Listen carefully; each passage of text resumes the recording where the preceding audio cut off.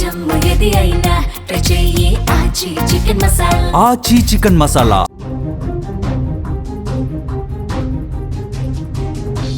మహబూబ్ నగర్ జిల్లాలో విషాదం నెలకొంది. విద్యుత్ షాక్ తో యువకుడు మృతి చెందాడు. మరో నెల రోజుల్లో పెళ్లున్నట్టుగా కూడా తెలుస్తోంది. ఈ టైంలోనే ఇంట్లో ఫ్లోరింగ్ పనులు చేయిస్తూ ఉండగా కూడా ప్రమాదం చోటు చేసుకున్నట్టుగా మనకైతే సమాచారం అందుతుంది. ఈ ప్రమాదంలో రవి అక్కడికక్కడే మృతి చెందినట్లుగా కూడా తెలుస్తోంది. జీవితం అంటేనే ఒక ఆశల హరివిల్లు, అందులోనూ పెళ్ళంటే 100 ఏళ్ల జీవితానికి వేసే పునాది. మరో నెల రోజుల్లో ఆ ఇంట్లో పెళ్లి బాజాలు మోకాలే. బంధుమిత్రుల కోలాహలం వినిపించాలి. కొత్త కోడలి రాకతో ఆ ఇల్లు కళకళలాడాలి. కానీ విధి వక్రించింది. పెళ్లిపీటలు ఎక్కాల్సిన ఆ యువకుడు అనంత లోకాలకు వెళ్ళిపోయిన విషాద ఘటన మహబూబ్ నగర్ జిల్లా పోల్కంపల్లిలో చోటు చేసుకుందని చెప్పుకోవచ్చు. మహబూబ్ నగర్ జిల్లా మూసాపేట మండలం పోల్కంపల్లికి చెందిన పాపమ్మ భర్త బుడ్డన్న 20 ఏళ్ల క్రితం మరణించడం జరిగింది. ఆమెకు 3 సంతానం కాగా 2 కుమార్తెలు, 1 కుమారుణ్ణి ఆమె పోషించి పెద్ద చేశారు. కుమార్తెలకు వివాహాలు జరగగా కుమారుడు రవికుమార్ కు ఇటీవల పెళ్లి కుదిరినట్లు కూడా మనకు తెలుస్తోంది. మార్చిలో వివాహం ఉండడంతో ఇంట్లో ఫ్లోరింగ్ పనులు చేస్తూ ఉండగా రవికుమార్ విద్యుత్ షాక్ గురైనట్లుగా కూడా సమాచారం. వెంటనే జిల్లా ఆసుపత్రికి తరలించగా అప్పటికే మృతి చెందినట్లుగా వైద్యులు కూడా నిర్ధారించడం జరిగింది.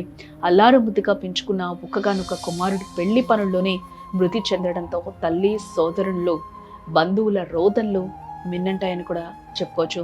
మరోపక్క కొడుకు చనిపోయిన బాధలో ఆమె ఆహారం తీసుకోకపోవడంతో మాటలు రాకుండా ఆమె గొంతు కూడా మోగపోయిన సిచ్యువేషన్ నెలకొంది.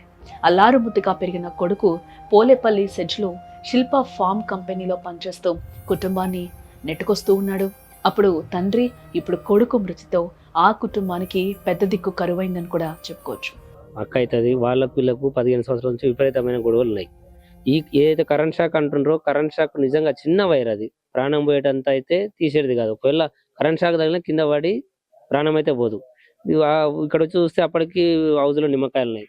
మనం అవి వేరే వాళ్ళు తీసి బయటకు వేసి మేము చూసినాము. కాకపోతే వీడియోలు అవేం తీసుకోలేదు. మనకు సాక్ష్యం ఏం సార్ అంటే అక్కడ చీపురు కట్టెలు పెట్టిండ్రు, బయట ముందల చెప్పులకు చీలలు కొట్టిండ్రు, దానికి జీడి గింజలు, నిమ్మకాయలు ఏంటి వేసిండ్రు సార్. ఇంటి వెనుక కంప కొట్టిండ్రు. వాళ్ళు గొడవ పెట్టుకుని రేపటి వరకు నేను ఉంటే చూడు నేను చంపుతామని అన్నారు. మాకు నమ్మకం ఉంది, మీరు విచారణ చేయాలని పోలీస్ కంప్లైంట్ కూడా ఇచ్చి వచ్చినాం సార్. లేచి బాత్రూమ్కి వెళ్ళొచ్చి కొంతసేపు పండుకున్నంట. కానీ మా అన్నకు ఆ రోజు నైట్ మొత్తం నిద్ర పట్టలేదు. ఇంట్లోకి బయటికి ఎప్పుడు లేచేది కాదు. అంత మార్నింగ్ బెడ్ వేసారు కాబట్టి మోటార్ పట్టడానికి ప్లగ్ పెట్టడానికి వెళ్ళిండు.